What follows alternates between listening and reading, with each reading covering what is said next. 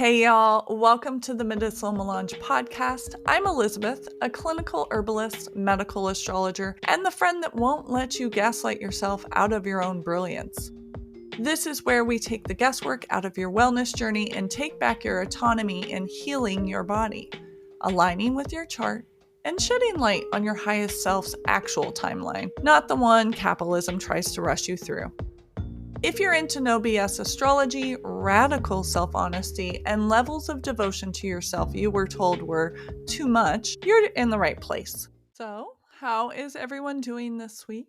I'm feeling good after releasing all of the extra stagnant energy that I was holding in my 8th house, which is Aries, during the full moon that we just had. My subconscious said, how about we let go of all of this shit right now?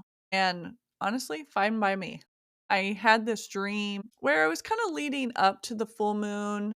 I experienced the full moon. I was teaching how to unblock Mars energy with members of the moon, which is my monthly membership where we meet once a month one-on-one, and then we also meet again right before every full moon. And so as I am talking about releasing this Mars energy and reclaiming the power and taking back the ability to say no and stay firm on our boundaries, it brought up a lot within me because for me, Aries rules my 8th house. And 8th house, I kind of call it the spiderweb house when I'm teaching because the 8th house creates these sticky situations between people that we love. So, yes, people we sleep with, but also like anybody that's close enough in your circle to call you out and be like, you're an asshole. They probably will fall somewhere in that 8th house, or most of the time fall in that category. So, for me, this 8th house Aries, sometimes I said, yeah, sure, when I didn't mean it, which for me,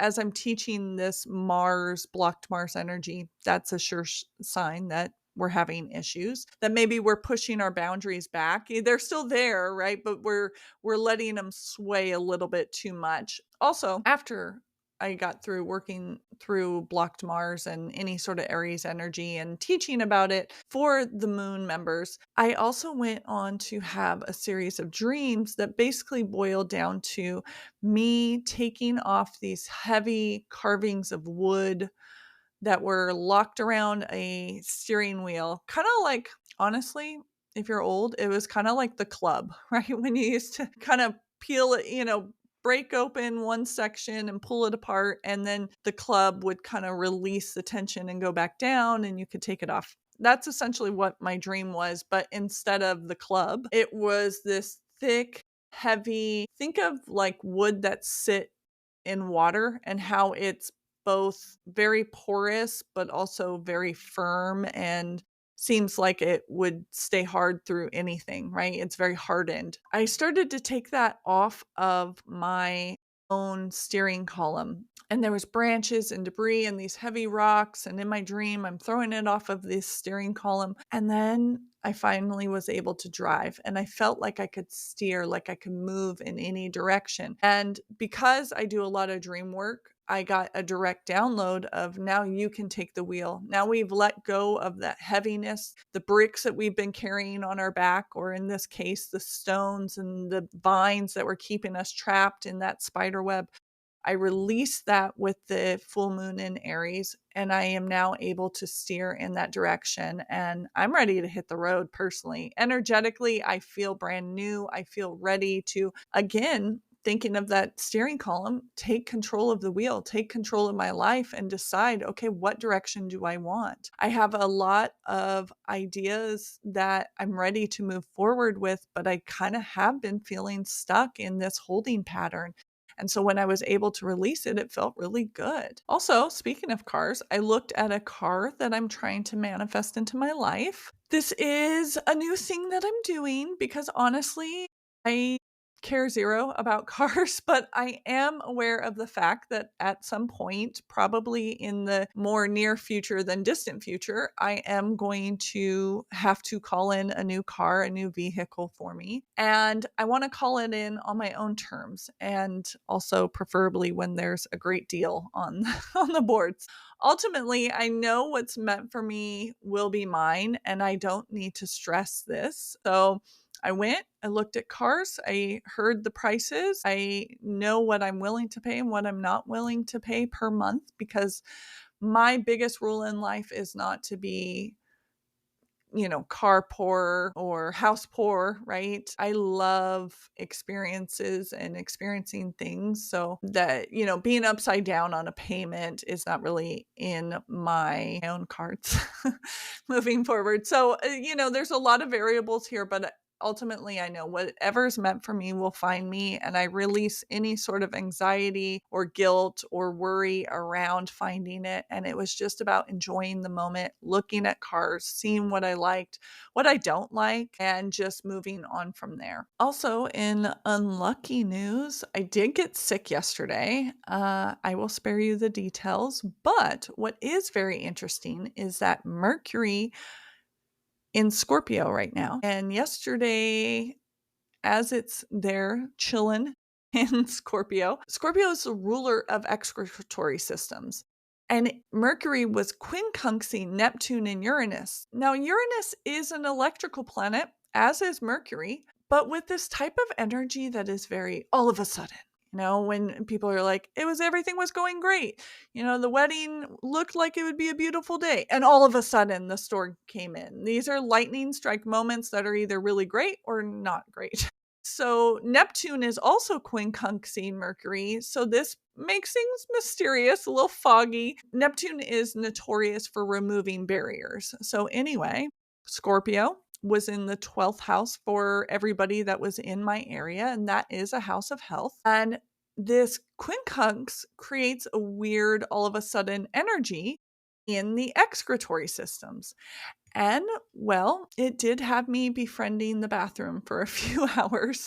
It was not fun at all. And as luck would have it, a lot of the times, I forget that I am a clinical herbalist and that I make beautiful herbal formulas for this very specific sort of thing. So as I'm sitting there sick as a dog with my stomach for like 2 hours, I all of a sudden remembered, yeah, I have Vomir, and my Vomir tincture helps with stomach flu and food poisonings and intense diarrhea and if we're vomiting, if we're nauseous all the time.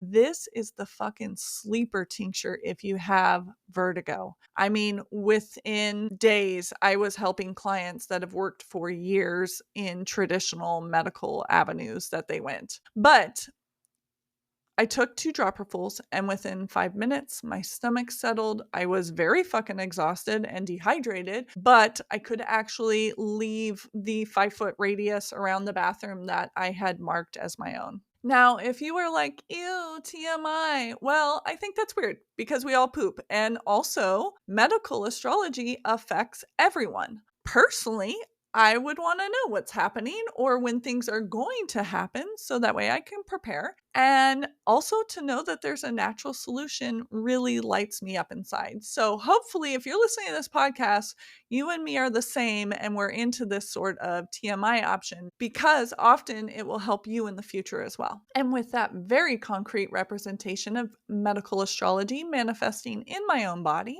let us start with my favorite astrology for the week. Currently, we are in a double air energy block. It will be lasting for about 2 days. So by the time you're listening to this, both the moon and the sun will be in air signs. If you have placements around the same degree as these planetary lights, as they're called, you can do my favorite thing in the world, which is make solar water. Basically, you will trap the healing energy of the air signs into the water for later use when your own energy is all over the place or your vitality is down in the dumps. It's really easy to do. You put some sort of vessel, preferably glass, outside, put a cover. Some people do plastic wrap around it. That's not my favorite. So I'll put a massive gallon jar outside filled with water that is filtered, and I let it sit under the sun and the moon and just absorb any and all energies I can for the next couple days. Then, depending on what the energies are, I'm going to freeze these energies in freezer cubes and put them in my drinks or put them in my meals as I'm cooking even. Sometimes I put them into my diffuser. So that way, as I am putting the new diffuse scent or herb into my atmosphere, it also releases that energy into the room. But I'm doing that to recreate the healing energies of that essence. So in this case, for the next couple days, we have double air. So that's going to be all about flexibility and big breaths to lower my own very earth heavy anxiety. For this specific double air, it's going to be very stimulating because you have your moon in Gemini that's going to be stimulating, but then you have this beautiful Libra sun that also helps bring balance. So this is going to really be great, especially if you have planetary placements in about 17, 18, 19 degrees air signs. I also like the energy on the 14th because Venus moves into Libra on this day. And Venus is sort of like a planetary tonic. We often talk about tonic herbs on this podcast, and now it brings in this discussion around tonic planets. Planets that are going to help revitalize, restore, stuff like that. And now it's moving into the sign that rules over the lower back, that lumbar piece. Venus here also tends to increase sugar cravings, so be on the lookout for that.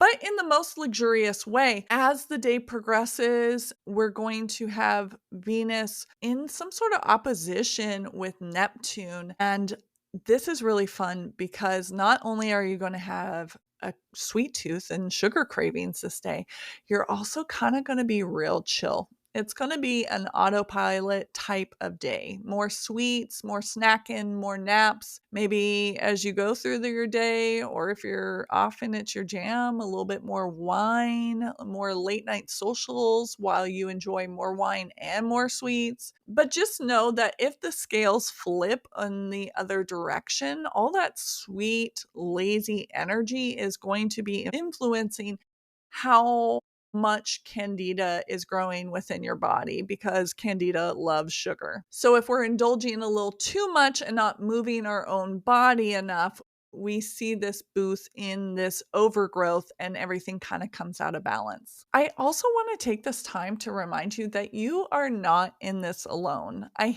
hate to hear when people say they look at their chart, especially in the circle wheel format, and it feels so foreign and overwhelming because your birth chart is the message or even the map from the universe and your highest version of yourself. And if you love my teaching style for these podcasts, or even if you've ever taken my financial astrology course or beginner astrology course, you should definitely book your own astrology or even medical astrology reading with me. The readings are done virtually, and it's just you and me and your chart. And I lead you through a deep dive into your own chart. So that way you know the root causes of energies, whether they be physical, mental, environmental even, and how to move forward with balance and purpose. I don't just point out these flaws or these things that might catch you stumbling. I show you how to retrain your mind and your body so that way you behave differently, that way you move differently, that way you have new herbs and lifestyle changes that help you operate in alignment. So remember to grab one of my astrology readings. You just head to themedicinalmelange.com and then click on astrology readings, hit virtual, especially if you want medical astrology, because I only offer my medical astrology readings virtually. However, if you would like to just grab even an 11-minute check-in, I do those both in person at my in-person reading events that you can find under in-person readings, or you can go to virtual readings. Now, the benefit of going virtual instead of in person is that I record every single session. So you get to sit and just be present in the moment during your reading. But then afterwards, if you want to take notes, or if maybe you were taking notes the whole time, but you missed a couple things and you need to process a little bit more, because look, I give you a lot of energy. I get it. And also I give a lot of information, so bonus for everybody. But you can take these notes afterwards. It doesn't feel overwhelming because you will always have this recorded session to reference back to. Now, let's kick off our Capricorn episode. I am super excited because I am a Capricorn moon. Capricorn is a cardinal earth sign. They initiate just like all the other cardinal signs, they start the season. But they have such a structured wisdom that is unlike any other cardinal sign. They are also known to go into healing professions, which I love to share with everybody who has heavy Capricorn placements or are a Capricorn type. Capricorns are earth signs, so being outside in nature, especially with their hands dirty, is really beneficial for them. They are very heavy and structured, so having professions with heavy structure is also very good. For instance, yes, there is trial and error in gardening, but Capricorns as gardeners are fabulous. My dad has been a gardener my entire life, and now he has like a fancy city job. Don't get me wrong. We're trying to get that bank at the end of the day so he can retire. But when I was growing up, he owned his own landscaping company. And my entire life, my hands have been in the dirt. And I learned to put together sprinkler systems and this and that, right? So my Capricorn moon, his Capricorn sun, we're very happy in the dirt is my point. Specific to medical astrology, I feel like the Capricorn type have more vitality as they age. Also, they're the babies that look old. Like, have you seen those old man babies where you're like, how old are you? Those are probably Capricorn babies. The Capricorn type is a cold and astringent sign that's ruled by Saturn. Personally, I feel like Saturn does get a bad rap, but again, my moon is in Capricorn, so I will always go hard for it. Saturn wants to strengthen, it wants to hold energy, but that includes good and bad. They want to have something stable for a long period of time. So it's all about stamina and going the distance. Thinking back to my Cancer episode, which is the sister sign to Capricorn, the emotions of a Cancer type fluctuates with the moon sign.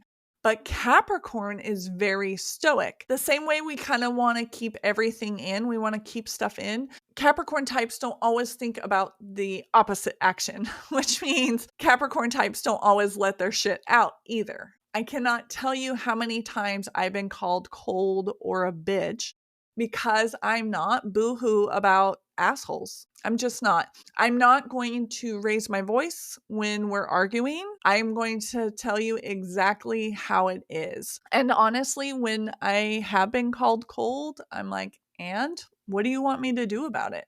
I don't need to be all in my feelings, especially over barnacle boys. You know what I'm saying? Like the ones that just cling and are like succubus type. If you're listening to this and you've ever dated one, you know exactly what I'm talking about.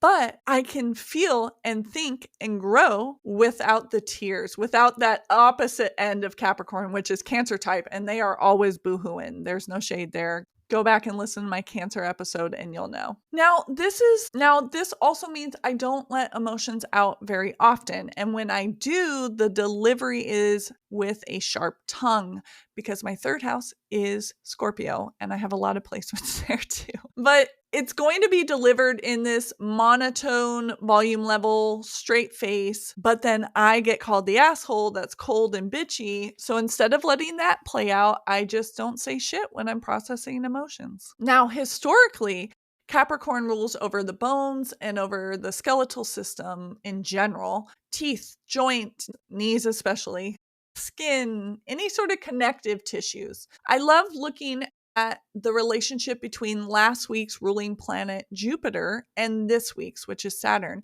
because how the muscles and the legs work together show you if the person is going to grind their knee joints down with the quickness, signaling some sort of knee replacement in the future, or if they're bouncy and free from the Capricorn grind. And with that, I'm going to look around the theoretical room at all of the Capricorns with the grinding poppy sound in our joints and specifically our knees. If I can figure out how technology works, I'll record mine making the sound just in case you're blessed with Venus in Capricorn or any other placements which give very beautiful knees. But if you do have Venus in Capricorn and you're like, yes, my knees are pretty, just know you also have dry skin, especially Virgo too. Venus and Virgo, same thing. And trust me, I know from experience. Bodies of the Capricorn type often have this really defined bone structure, sharp cheekbones, this tight,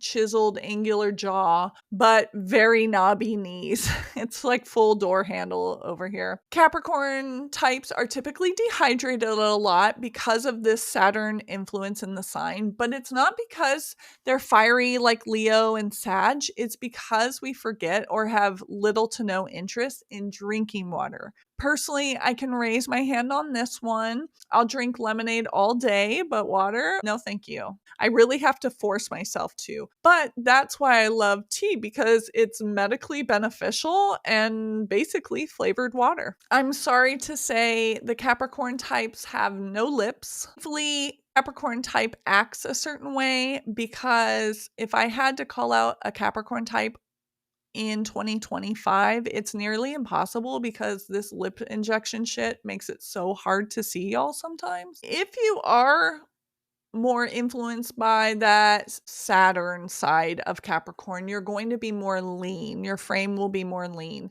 Whereas if you are more earthy types, and that's where your influence is, you're going to have a very muscular frame. Well, honestly, it's muscular for both ends of the spectrum, but the bone density and girthiness of a Capricorn type is seen in that earthy side. They definitely can have fat on the old bag of bones, but it'll be more firm than the sister sign Cancer. And under that level of insulation is going to be pure muscle. Think of the power lifter bodies. Also with the Capricorn type, he is going to build in the gallbladder, which Capricorn does have rulership over, which then causes the liver to heat up. I can tell personally when my liver needs some love because I get these dry patches. Honestly, sometimes you can see them in my videos, so I'm going to put myself out there and be kind of vulnerable and let y'all know. Go back and look if you want to know what they look like, but sometimes they get red and very scaly almost, but they're very little, like smaller than a dime. But it's a sign that the liver is needing some support. So that's when I reach for my bone mirror tincture. Yep, the one I mentioned earlier that helps with the stomach bug, phenomenal for liver support. It not only cleanses, but it tonifies the liver, which then helps it work the way it's supposed to. I will say this on a positive note, Capricorn types have really great posture.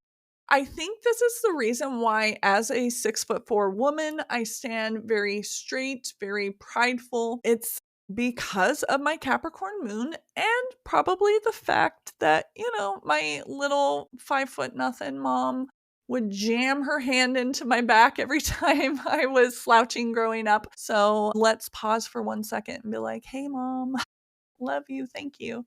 I will say that because Capricorn types rule over the teeth and kind of the gums too, we do see these very soft receding gums, sometimes big teeth. The hair is pretty brittle too. Specifically for the teeth, Capricorn types don't have great teeth. I mean, my dad is English and always joked that we have bad teeth because we're English. But turns out it's because he's a Capricorn sun and I'm a Capricorn moon. Bad memory is in Capricorn. Thankfully, I forget how not great my teeth are all the time. But yeah, bad memory in the Capricorn type, memory loss.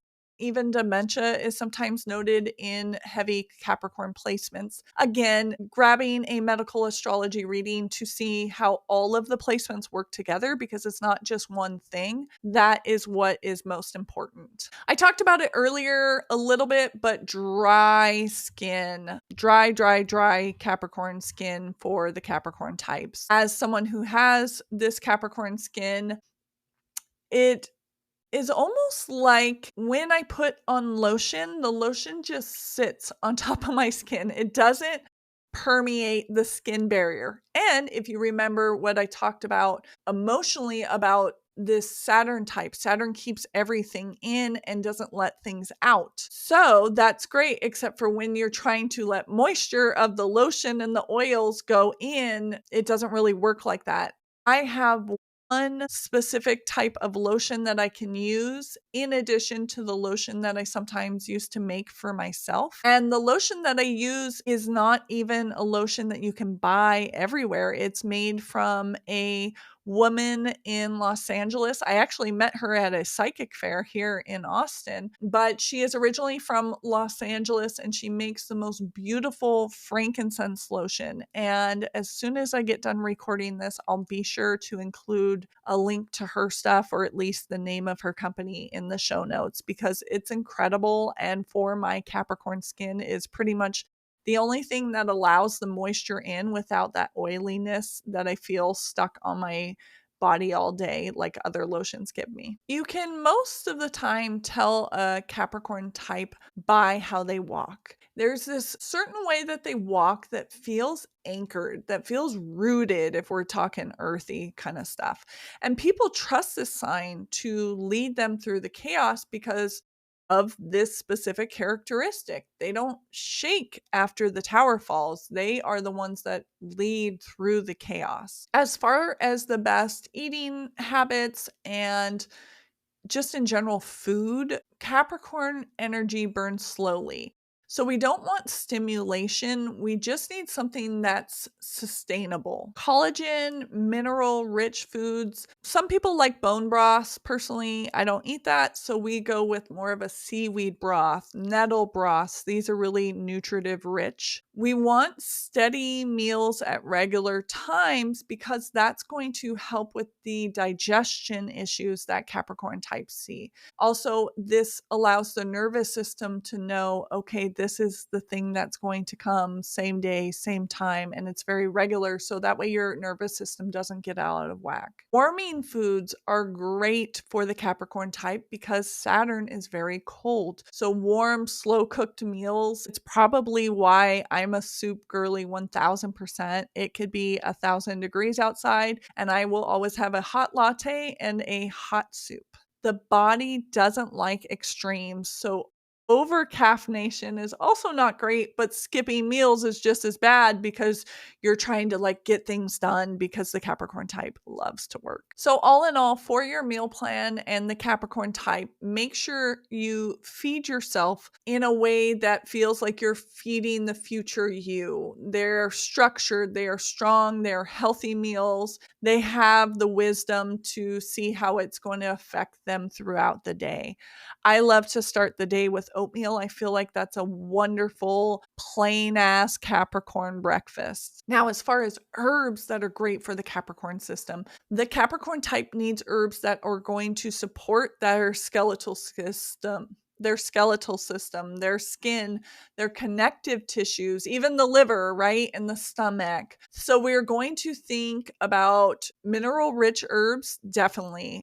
Nettles is great. Alfalfa is great. Oat straw is great. Slippery elm even is going to be great because it will also help the nervous system. But some of my favorites are going to include burdock root. So burdock root is a diuretic herb, so it's going to help force out waste out of that Capricorn type's body. But it's also very restorative for the skin and the stomach. If you have frequent or chronic skin conditions because that Saturn is in Capricorn or something like that, burdock is going to be your savior. Constant skin issues is when you look at the blood in clinical herbalism. So as an alternative herb, burdock is fabulous for your body. It's also a bitter herb, so it supports the digestive system as well. Plus, the GI gets coated in that very mucilaginous oil that burdock naturally secretes. So it's going to not only help your GI and heal any ulcers or tears or just the dryness that the Capricorn type has, but it's also going to help the skin as well. Speaking of the oils and skins and stuff like that, horsetail is my absolute number one favorite herb for Capricorn types. It's a nutritive tonic herb that is super fucking old. I mean, dinosaur old. It is going to tone the skin and the GI because it's very astringent. I work with it in my Aphrodite tea because it has a bunch of silica in it.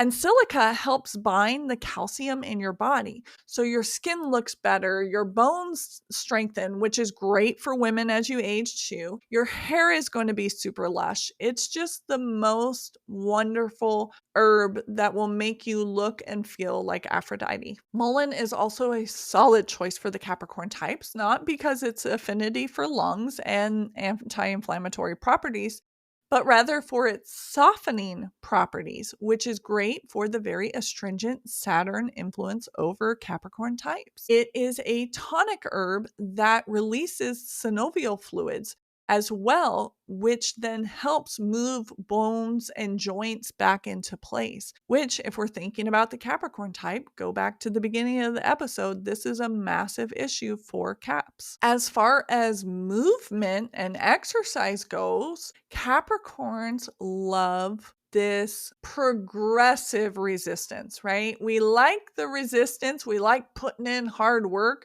but it's got to get somewhere. And it's more so about the discipline of it, of sticking through a workout even when it's hard. So strength training, think powerlifting as well. So slow, very heavy, functional mobility, joint care. If you are older, I'm sure you never skip going to physical therapy. Hiking and climbing would definitely fall under my Capricorn movements and workouts. And y'all are the sea goat, so we love to hike, but we want to focus on steep terrains. If you do have to do a group class or something like that, mat-based Pilates or slow impact weighted movement are going to do best for your body types. Before we get into a card for today, I want to remind y'all that this week I will be at Deja Vu Esoterica for in-person readings. I am there every Sunday from 11 a.m. to 3 p.m. It's my slow celestial Sundays where we can just come in, be present, get the guidance that we've been searching for, and know what action steps to take next. I feel like that's the feedback I get the most from my clients, is not only do I go above and beyond to explain these transits and these natal placements to you, but I also give you actionable steps on how to balance out not just your body, but also your life as a whole. Also, next weekend on Saturday the 18th, I will be heading up to Georgetown to Silver Moon Curios, to their main location. Now they have two, so that's pretty exciting that I get to say their main or their first location. But yeah, I'll be in the reading room this weekend. I am starting at 11 and I will probably be taking off at about 3 or 4. I do have a private party booked for that evening as well as the evening before, so I am only going to be staying this visit for about 4 hours. However, you can pre-book and make sure you get in to grab a reading with me by going to themedicinalmelange.com, choosing in-person readings, and then you will see Deja Vu Esotericas if you're in the San Antonio area. If you're in Austin or anywhere north between Austin and Temple, or you just want a cute little day trip out to Georgetown, you can also click on the Silver Moon Curios options and pre-book with me there. If you would like me at your party, whether it be a corporate event and we talk more about the nervous system and the behavioral psychology around these placements, or if you want me to lead you through a discussion about the herbs for mental health and my favorite picks, or if you just would love to have me over as a guest reader at your next holiday party, you can email me at elizabeth@themedicinalmelange.com and we can talk about how to have me at your next event or party. So Saturn teaches us the value of time. So I am going to use the Green Witch Oracle, the Secret Oracle of the Green Witch is the full name. I believe I got this one at the Stinking Rose in San Antonio, but most recently I saw it at Deja Vu Esoterica. So Let's give it a good shuffle. And think about when Saturn is honored and our body becomes the temple. I pulled the Witch's Heart as the card for today for this episode. It has this beautiful flower arrangement, almost like in a vine that is wiggling in the shape of a heart. The Witch's Heart is the heart of every witch. The Witch's Heart says, the heart of every witch beats in the middle of the woods, made up of chestnut leaves, small acorns, shining grasses, and deer prints. All witches recognize its heartbeat. It is that force that leads you outdoors, that makes you smile at a dandelion, that accompanies you onto your balcony and into the garden just outside the city. Follow the sound of your heart, listen to it, to yourself. This card reminds you that there is not always the need for explanations. Sometimes you just have to feel. I think this is very fucking interesting because right before I started recording this, I had an ADHD moment because I couldn't look at the layout of the script anymore. And I was just sitting there pondering my North Node in Taurus in my 9th house. And it's really a beautiful placement that tells me to sit the fuck down and to enjoy this. And so I think that it's hysterical that this is the card I chose because if I'm feeling it, apparently y'all are feeling it. I know personally, I feel incredible when I'm building systems, when I'm doing my Capricorn moon thing, coaching breakthroughs in people. But a day of stillness, I truly feel like I am wasting the potential that day could have brought. Or if I rest, I feel sometimes I'm way better about it now than I was, but I feel sometimes like I have to earn it. So if that is you, definitely know you are a Capricorn type at heart. I know I would kind of tease my dad growing up because if we were watching a movie, sometimes he would pause it in the middle of it just to like get up and do something. Like he always felt like he had to be doing something. And I definitely was raised that way. So that's part of my environmental exposure as well. Like if a commercial was on, I was doing push-ups or sit-ups or something, or I was getting up and doing the dishes. But this was before you could pause things. So I would always miss half the show because I wouldn't finish in time. But also there's this part of me that is ingrained in my birth chart to do that, to have this work ethic that kind of feels like it always has to do. So when I see the Witch's Heart and it tells us to slow down, it does make me think of my North Node. The thing that I'm supposed to be learning this lifetime is to stop and be present and be okay with just relaxing for a minute and just enjoying the relaxation itself because my Capricorn moon sometimes does not let me. All right, y'all, that is it for this week. I hope to see you, whether it is virtually or you get to stop into Deja Vu Esoterica this weekend to meet with me, whether it be for a 11, 22, or 44-minute reading. I would love to see your face and get to know your chart and help you get to know yourself a little bit better. All right, y'all, have a great week. See you next time.